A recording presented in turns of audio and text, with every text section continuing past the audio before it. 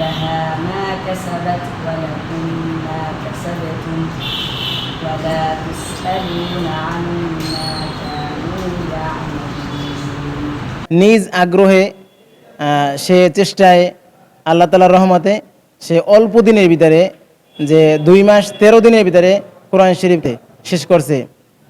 আসলে এমনও দিন গেছে সে একদিনের ভিতরে এক পারা মুখস্থ করে ফেলাইছে।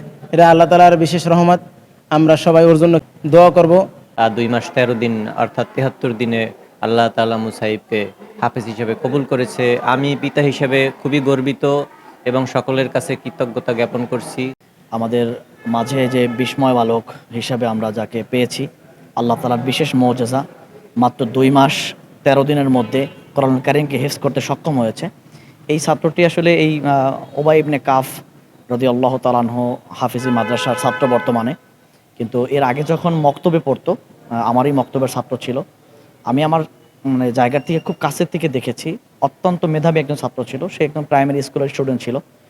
পঞ্চম শ্রেণীতে খুব ভালো রেজাল্ট করেছে। পুরো উপজেলার মধ্যে, পুরো জেলার মধ্যে একদম ভালো একটা রেজাল্ট উত্তীর্ণ হয়। তো এরপরে আমরা মূলত তার বাবাকে পরামর্শ দিই যে সে যেহেতু অনেক ভালো স্টুডেন্ট, ব্রিলিয়ান্ট স্টুডেন্ট, তাকে যদি কোরআনের খাদেম হিসাবে আল্লাহ তাআলা কবুল করে থাকেন এবং তাকে যদি মাদ্রাসায় পড়ানো যায়, এই মেধাটাকে যদি ইসলামের জন্য আল্লাহ তাআলা কবুল করে, অবশ্যই সে ভবিষ্যতে ভালো কিছু হবে।